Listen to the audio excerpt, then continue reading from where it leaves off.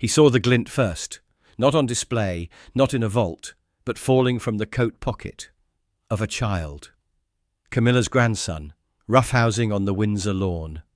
And out spilled a sapphire pendant last seen around the neck of the Princess of Wales. Declared lost, presumed gone forever. And now, worn like a toy. But when the royal guard tried to intervene, Camilla dismissed it, called it a keepsake, said they were just trinkets. So the guard waited, watched. And when the boy showed up the next day, wearing Kate's sapphire earrings as cufflinks, he didn't stay silent. He accused Camilla of theft, of legacy abuse, in front of everyone.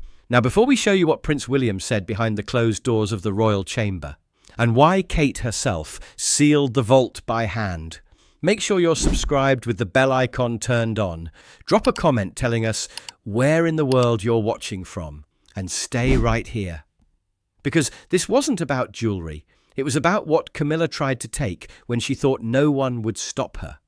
The light over Windsor's rear lawn had that crisp, late-morning shimmer, a sharp, windless clarity that made every polished boot shine just a little brighter and every whispered conversation a little more audible than it ought to be. Sergeant Rowan Ainsley adjusted his stance at the corner of the lower terrace, a few feet back from the stone balustrade that overlooked the courtyard. He wasn't stationed here by accident. When Princess Kate brought the children out for Sunday family brunches, or when Prince William held private briefings on site, Ainsley was rotated into position. Not for ceremonial flair, but because he had a reputation for stillness, for not missing things. Today's gathering was informal, just post-charity appearances, a few extended family guests, a buffet cart of tea, sandwiches and fruit, and some light piano drifting through open windows. But it wasn't the nobles Ainsley was watching. It was Leo Parker, 13 years old, son of Laura Lopes, grandson of the Queen Consort, and precisely the kind of confident, unsupervised child who mistook proximity to power for possession of it. Ainsley clocked him the moment he darted across the lawn, dressed like a prep school rebel, open collar, royal blue wool coat that didn't quite fit, and too much cologne. He was roughhousing with one of the footmen near the central fountain, play-acting some ridiculous chase involving a croquet mallet and a tray lid held like a shield. And then it happened. Leo lost his footing. Just a slip, a heel turn gone wrong.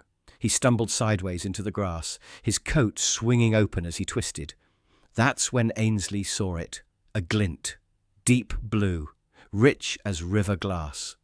It tumbled from Leo's inner coat pocket and landed against the stone base of the fountain. A sapphire! Ainsley's boots were already moving before the footman even reached him. He didn't run, he didn't shout, he just arrived. And looked down. There it was, resting in a faint patch of dew. Oval cut, diamond halo, silver chain, no clasp. Just elegance, loose and unclaimed. Until Leo snatched it back. "Hey," the boy said, brushing off his coat. "No harm, right? Just a bit of fun." Ainsley didn't answer. He was still staring at the chain. Leo noticed. "It's not real," he added quickly. "Costume stuff. Gran gave it to me." Ainsley finally looked at him. Not suspicious, not stern, just still. "Gran gave it to you," he repeated flatly. "Yeah," Leo said, stuffing it back into his coat. "From some old box. She said I could have it." The boy ran off before Ainsley could ask another question, which was fine.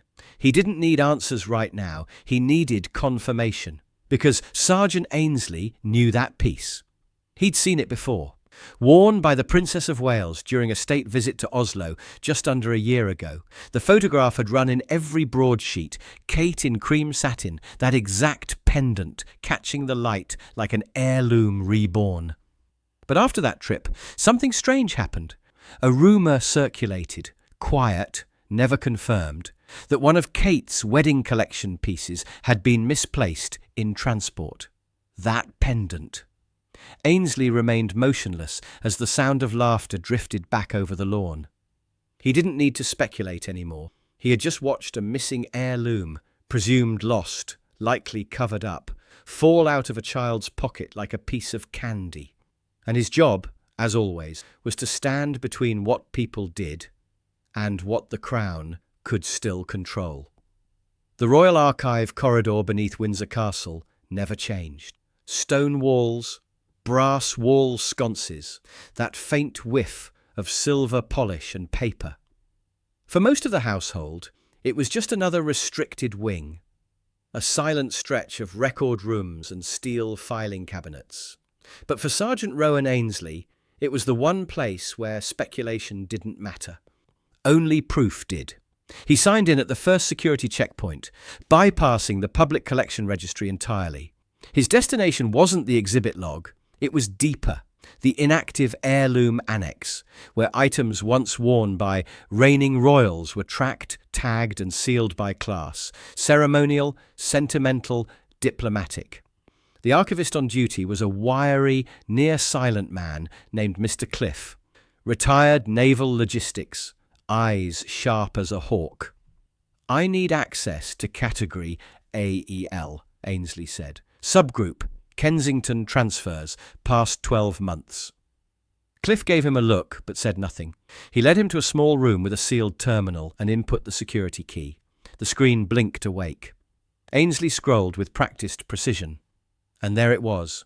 Sapphire pendant, number 493A, last known use, Princess of Wales, state visit, Oslo custody chain, outbound, via embassy courier, return marked incomplete. Status, presumed lost in diplomatic transport, log. Note, reported discrepancy, November 14th, internal tracking closed without recovery. There were no images on the screen, but Ainsley didn't need one. He remembered it. Everyone did. The Oslo photographs had gone viral, the pendant hanging just below Kate's collarbone, catching snowlight in the capital's Winter Palace courtyard, a piece gifted to her by the late Queen upon the birth of Charlotte, a modern setting with an old heart. And now it had fallen out of Leo Parker's coat pocket. Ainsley scanned for any updates. None. The record had been static for over 5 months. He leaned forward. There, under descriptive remarks, one final note. Single superficial scratch near clasp. Claw-set diamonds. Oval cabochon. Historical mount origin. Queen Mother collection. Refitted 2011. The same scratch he'd glimpsed on the lawn, no longer than a thumbnail just beneath the left prong. It was a match. This wasn't a replica. This wasn't a costume piece. This was the pendant. Theft was no longer speculative. It was institutional. And if Leo was wearing one piece... He stepped back from the console. His breath was steady, but his jaw was tight. He opened his secure device, a hardened digital notepad synced directly to Princess Anne's private office. Message, item 473A, resurfaced. Worn outside protocol. Guardian claims it as gift from Camilla. Archive still marks status as lost. Protocol guidance. Report immediately or confront privately. He hit send. The reply came less than 60 seconds later. No signature, no formal header. Just 3 words. Not if, when. And beneath that, handle with discretion. Wait for witness. Ainsley read it twice, then powered the device down. Whatever this was, it wasn't going to be a quiet correction anymore, but he wasn't ready to raise his voice just yet, not until there was one more set of eyes to witness what was already unravelling. Purpose? Introduce Camilla's pretext. Let tension escalate subtly. Tone? Unsettling confidence from Leo. Emotion? Silent fury from Ainsley. By late afternoon, the tempo of Windsor Castle had shifted into something looser. Tea service underway, garden paths opened for dignitaries, and the private terrace quieting into that hour where formality dropped just enough for aristocracy to pretend they were normal. Sergeant Rowan Ainsley stood at the eastern archway between the west lawn and the stone promenade. He wasn't on post anymore, not officially, but he'd lingered with intent, eyes scanning the courtyard without appearing to fixate. And then he saw it. Leo Parker. Same coat, same swagger. But this time the pendant wasn't hidden.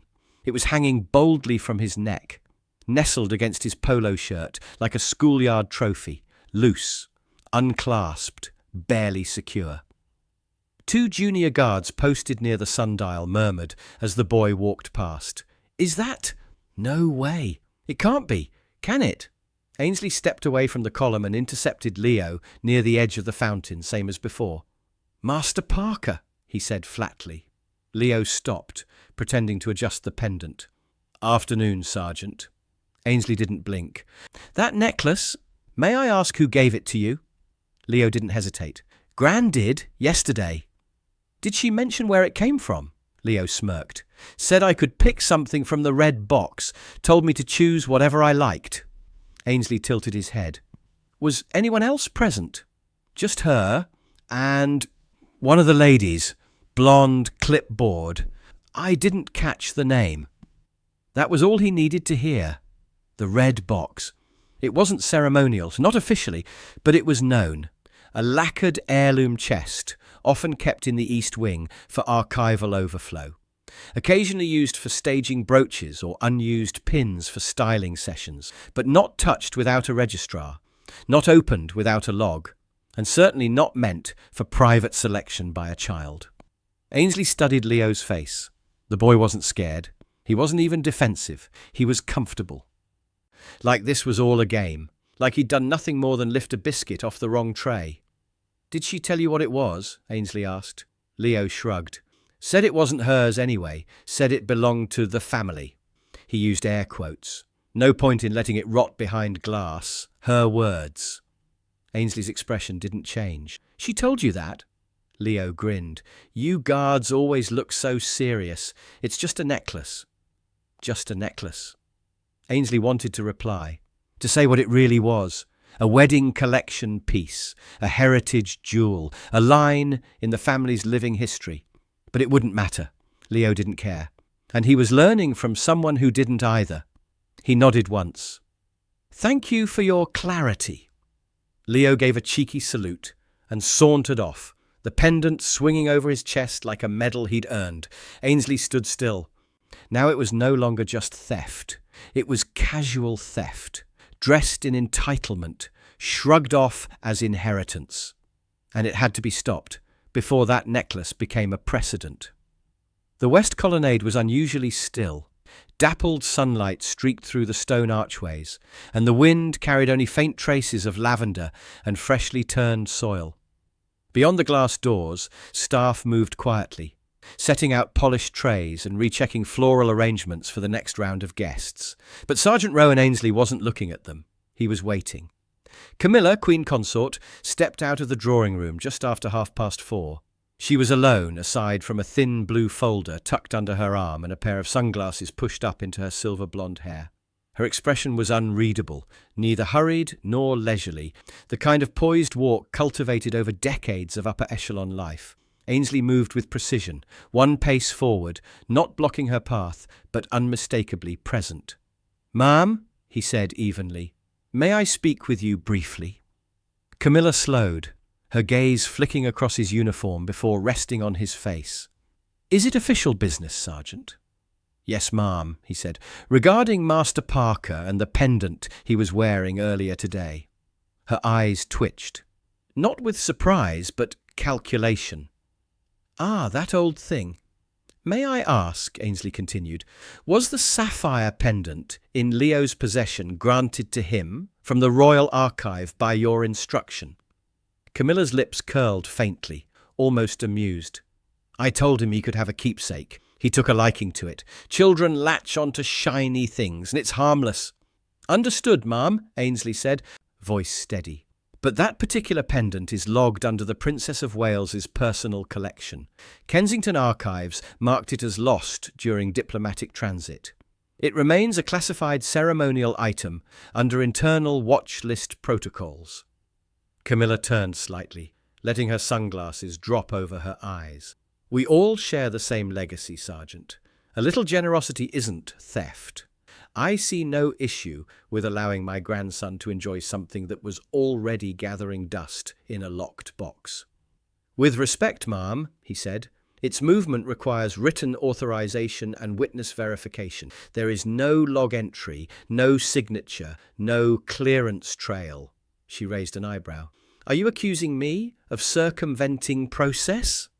I'm identifying an active breach of procedure, Ainsley replied, his posture unchanged, and seeking clarification before formal notice. Camilla smiled. Cool, distant. I would caution you, Sergeant. Legacy is more than paper trails and security logs. It lives in the family, not behind locked cabinets. Intent, Ainsley said quietly, does not erase protocol. Her tone hardened. And your place does not include accusation. No, ma'am. My place is to protect Crown property, whether that property is gold or glass or memory itself. For a brief second, neither of them moved. The air felt thinner. Camilla's voice dropped an octave. I suggest you remember who answers to whom. I haven't forgotten, Ainsley said, but the chain of custody hasn't either. She didn't respond. She just walked past, not rattled, not angry, just superior in that particular way royals weaponize indifference. But Ainsley remained exactly where he was, because in that exchange she had confirmed everything, and the next time they spoke, it wouldn't be private. By the next morning, word had started to shift beneath the surface of Windsor. Not formal whispers, not yet, but tension. The kind of silence that builds behind curtained windows and hallway glances. And Sergeant Rowan Ainsley had felt it from the moment he walked into the Rose Gallery. It was a formal affair that day, a visiting delegation from the Netherlands, several senior aides, and a soft reception around the portrait-lined East Corridor. Staff bustled, guests sipped champagne, and made quiet remarks about the refurbished Crown moulding. Sunlight filtered through the tall glass in long, respectful beams, and into that quiet entered Leo Parker. He wasn't running or playing now.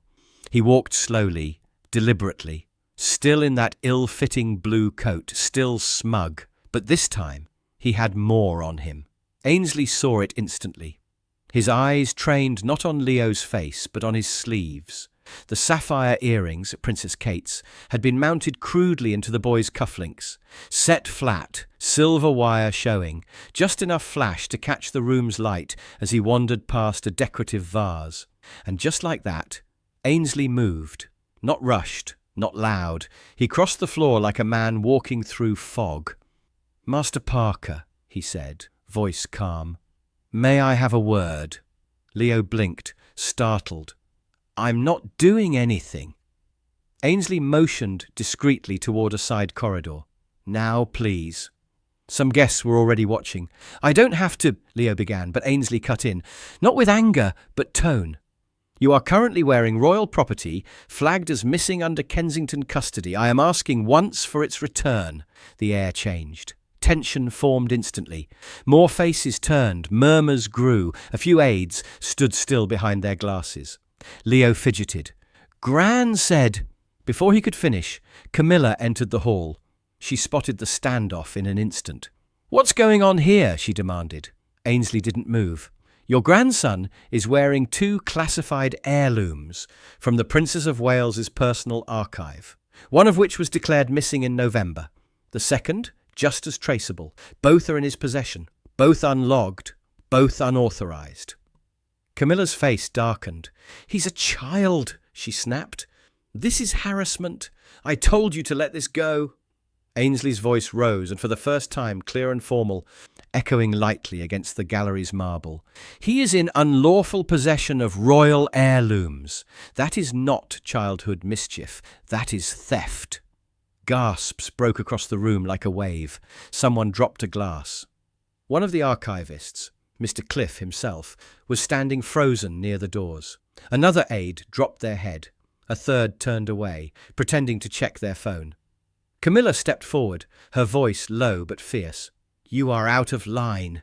No, ma'am, Ainsley said. I am exactly where the line is drawn. And now everyone knew it. No more whispers, no more glances. The breach wasn't behind doors anymore. It had a name, a witness, and a crowd. By midday, Windsor's rhythm had fractured. The reception in the Rose Gallery had quietly dissolved. Camilla had disappeared into a side room with 2 aides and a cluster of PR staff. The Dutch guests had been tactfully redirected toward the conservatory, and Leo Parker was nowhere to be seen. But the silence was louder than any scandal. Sergeant Rowan Ainsley remained by the corridor's west column. He hadn't been reassigned. No one had dared issue new orders. The phrase, "That's above my grade," had been uttered at least 4 times by different officers, and for once, Ainsley didn't press. He simply waited. At 1:42 p.m, a black vehicle rolled through the north gate. No flags, no motorcade, no escorts. Just Prince William, stepping out in a navy wool coat and polished brown shoes, face unreadable, stride precise. He didn't speak to anyone, didn't check the crowd. He walked straight through the side corridor into the long hallway of portraits and stopped 5 feet from Ainsley. "Sergeant," he said. Ainsley snapped to attention. "Sir?" William looked him over, not inspecting his uniform but measuring something quieter. Then, "You saw it yourself?" "Yes, sir." "What?" "First the pendant. This morning the earrings. Improperly modified. Mounted into his cufflinks. On full display in the Rose Gallery." "And they were taken from where?" "The red lacquer box in the East Wing, sir. No registrar, no access logs. The pendant matches pendant number 473A from Kensington's Oslo transfer, confirmed via archival record and physical marking. The earrings are unmistakable." William nodded slowly. "Kate's," he said quietly. "They were a gift from Her Majesty, meant to be passed on." He didn't finish the sentence. Instead, he extended a hand. Ainsley reached into his inner coat and removed a velvet pouch, sealed, labelled. He opened it carefully. The sapphire pendant rested inside, cleaned of dust, but not of memory. William stared at it. No shock, no reaction. Just wait. "That piece was meant for Charlotte," he said, "when the time came. On her 15th. A beat passed. He took the pouch and held it for a long moment before slipping it into his own coat pocket. "They were going to laugh their way through it," he murmured. "Turn it into a prop, a souvenir, something they could pass off as inheritance, like it didn't matter." Ainsley didn't respond. He didn't need to. William's eyes met his again. And this time there was no question of loyalty or protocol, only affirmation. "You did the right thing, Sergeant." Ainsley gave a nod. "Thank you, sir," William exhaled. The quiet between them stretched for a moment more, not tense, but measured. As if both men knew that the next conversation wouldn't be quiet and wouldn't be easy. "Come with me," the prince said. And together they turned down the corridor, toward the royal chamber. Because now that the theft had a witness and the heir had returned, it was time for the reckoning.